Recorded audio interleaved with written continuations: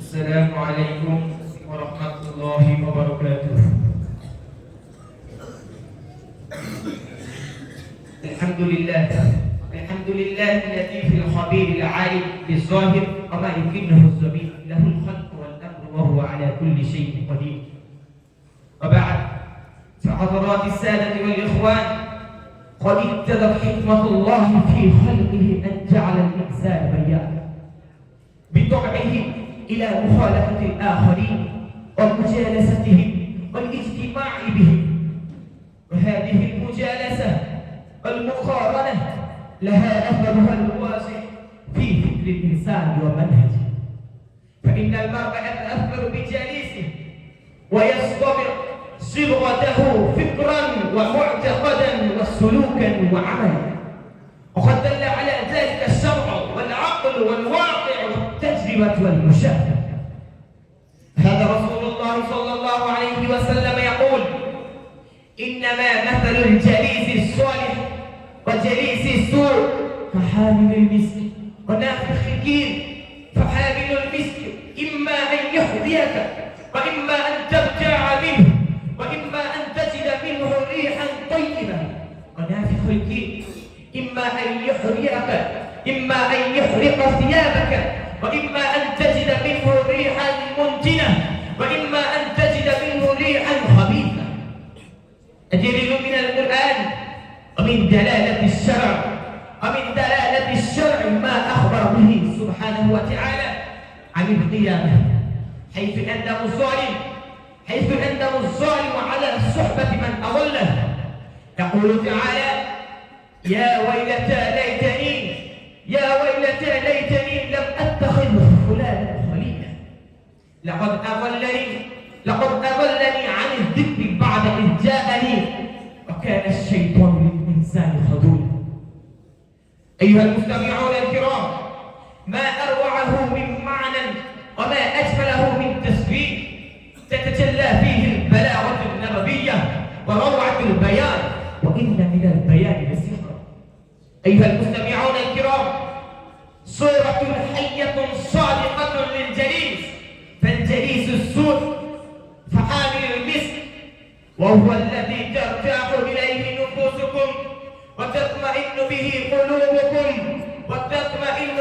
قلوبكم وتنتعش أرواحكم، تتركون بحديثه وتنغمون بمجالسته وتسعدون بصحبته. إنه عدة في الرخاء وزينة في الشدة وبلسم الفؤاد وراحة النفس. أيها المستمعون الكرام، قال رسول الله صلى الله عليه وسلم: إن من الناس مفاتيح للخير مغاليق للشر، وإن من الناس مفاتيح للشر مغاليق للخير. فطوبى لمن جعل الله مفاتيح الخير على يديه، وويل لمن جعل الله مفاتيح الشر على يديه.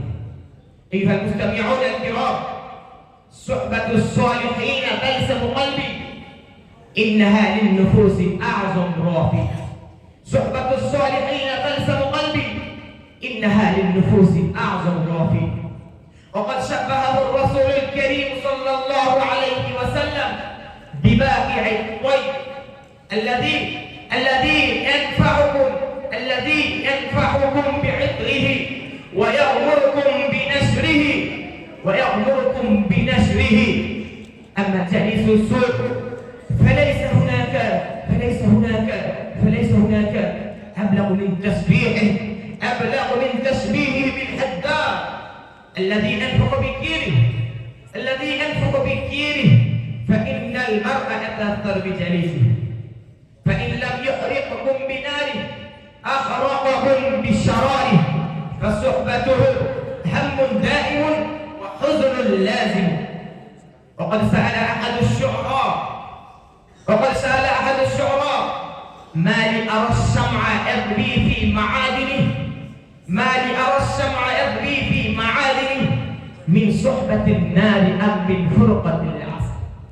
فأجاب واحد الأدباء: من لم تجالسه فاحذر من لم تجالسه فاحذر أن تجالسه. من زر بالنار فصحبة الضر. أيها المستمعون الكرام، وهكذا يقولون: من جالس جالس. لأن النفس تقتبس الخير عن الشر. لأن النفس تقتبس الخير عن الشر. الله إن من الناس بيان سحرا. أيها المستمعون الكرام، يا أيها الذين آمنوا اتقوا الله وكونوا مع الصادقين. اللهم اجمع قلوبنا على طاعتك ووفقنا للجلساء الصالحين، بأيدينا إلى السعادة الدنيوية والأخروية. والسلام عليكم ورحمة الله.